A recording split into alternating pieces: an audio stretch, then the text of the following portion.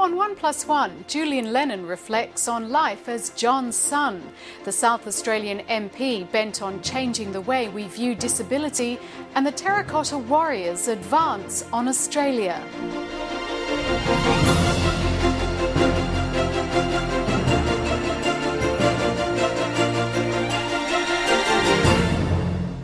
Hello, I'm Jane Hutchin. Welcome to the program. Kelly Vincent has just turned 22 and earlier this year was elected to South Australia's upper house, becoming the youngest woman ever elected to an Australian parliament. She represents the Dignity for Disability Party after she herself was diagnosed with cerebral palsy at birth. Using a wheelchair hasn't stopped the young MP, who was a playwright and actor before being elected to Parliament. Kelly Vincent is speaking with Mike Sexton. Well, Kelly Vincent, you've been in the South Australian Parliament now for about 6 months. What's been the most unexpected part of this job? The job itself is really the only answer I can give you. The whole thing has been completely unexpected, and I think that a lot of people probably know that by now. What adjustments have you had to make now that you're inside the Parliament rather than outside it as an advocate? I suppose, firstly, when you're doing it by yourself, sort of for yourself, trying to get your own wheelchair, your own service or whatever it may be, you definitely, I guess, present yourself a little differently than you may when in Parliament. But in terms of the actual sort of heart and the interest and the intention that's behind it, I don't know whether that's changed, but definitely, I suppose, the awareness in that I may still be trying to achieve a lot of the same things, but it's not just for me, it's for the whole of South Australia, and I would hope the whole of Australia eventually. Being the first MP elected on a disability platform, what's the burden of expectation been like? Pretty big.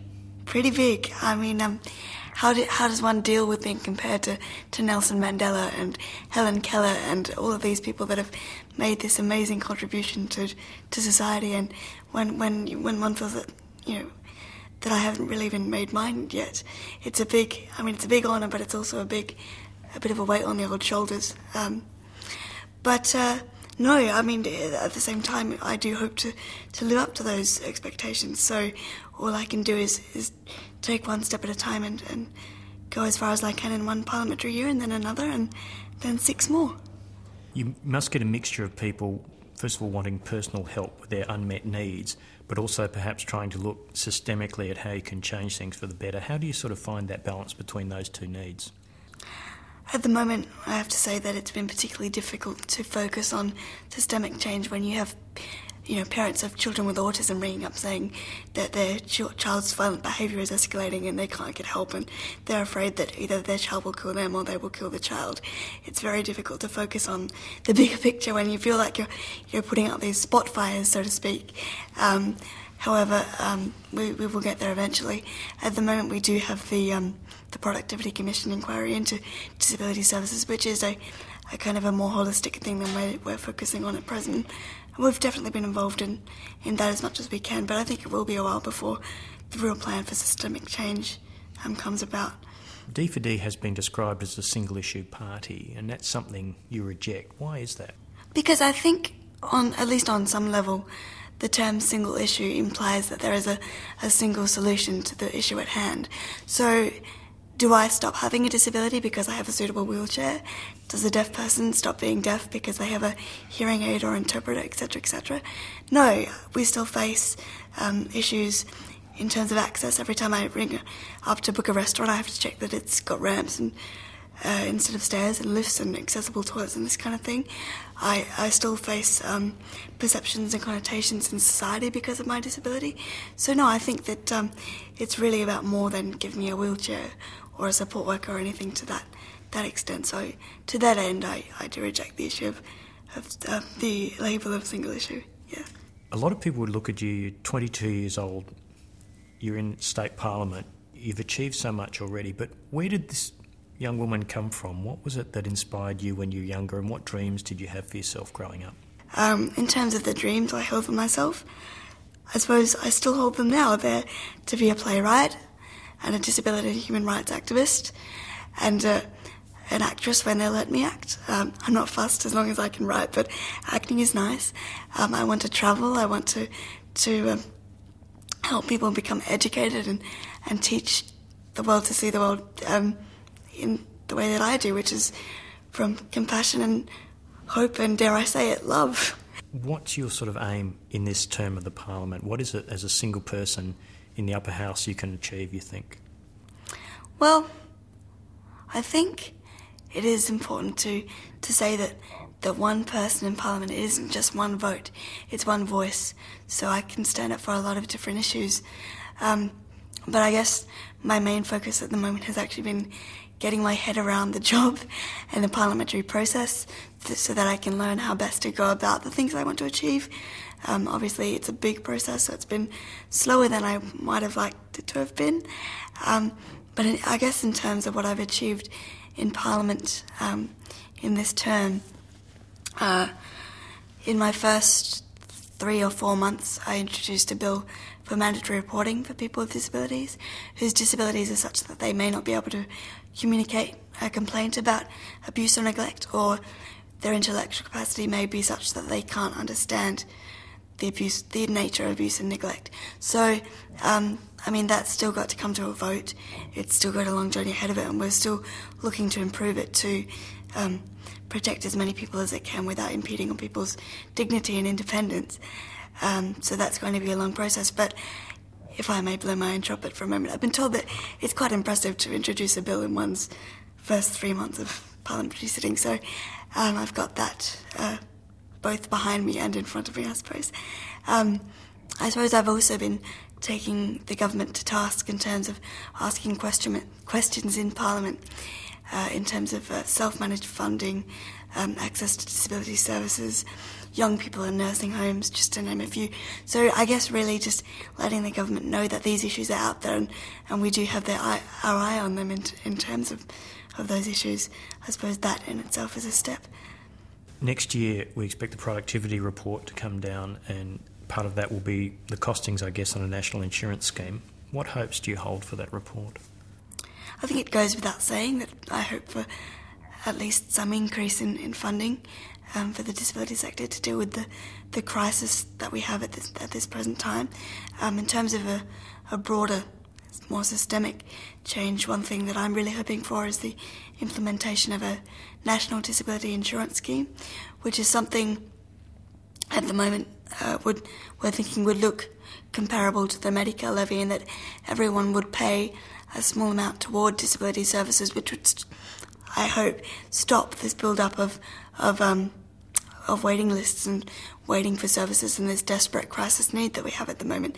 But I think it's also important in that it could actually help to bring disability up in being a mainstream issue and a community responsibility and privilege, in that if everybody has to pay for it, like they do with the Medicare levy, like they do with, intensive care services.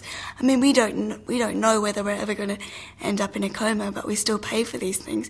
So why should we not pay in case we end up in a wheelchair or in a coma or with a brain injury or any of these things?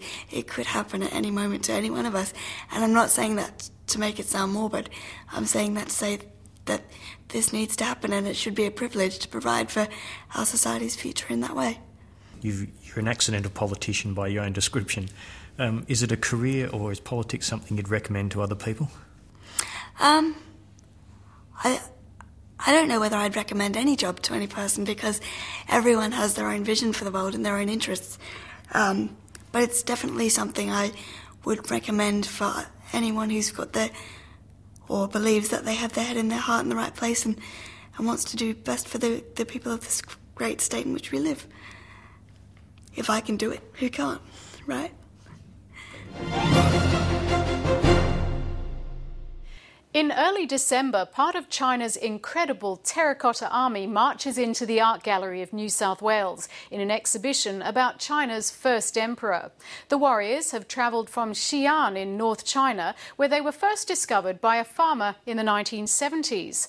The blockbuster show is one of many bound for Australian shores in the coming months. Blockbuster art shows galvanise galleries and the public, according to Edmund Capon, the Art Gallery's director of 32 years. Edmund, Capon, welcome to 1+1. Thank you.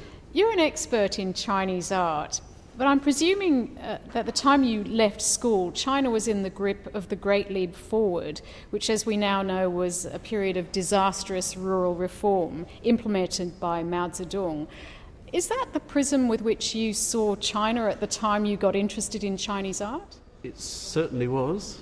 I was fascinated by what was happening there and by this image of the great helmsman of Chairman Mao, this kind of sort of almost ethereal figure who was transforming a country, actually saving a country too. That's my view anyway. He was saving the country. Yes, it wasn't yes. a great time for artists, was it? No, it was a terrible time for artists. It was a terrible time for education, and it was a terrible time for any kind of sort of learning and scholarship. But it was a great moment in the history of China.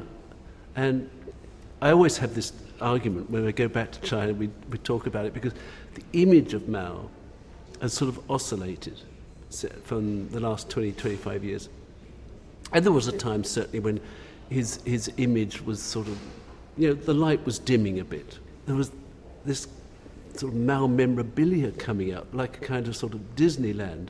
And you go to markets and you could buy your Mao lighters, your Mao little statues, all this stuff. He became a sort of a marketing tool. But I find now that, as time passes, that the image of Mao, and above all, what he achieved, is perhaps beginning to be stabilised a bit. The Chinese have a wonderful way of looking at history, and this is another conversation about how Mao viewed, for example, the first emperor, or Confucius, or anybody. They have a wonderful way of saying, ultimately, they say, well, 60% good and 40% bad. So everything's 60-40. In December, the Art Gallery is going to open the Terracotta Warriors exhibition. It's a pretty big coup. How do you secure something as large as this? Well, as you know, that goes back to 1974 when they were found. But the very, very first exhibition outside China of those figures was held in Australia. And it was a show that we organised in 1983. And so the Chinese remember that. They remember that we were actually the first people to organise that show. It travelled around Australia, then it went to Japan. And of course, from then on, these amazing figures, these quite extraordinary things from 2,000 years ago, or 2,200 years ago, have become China's great ambassadors. And something happened here about 3 years ago. We had a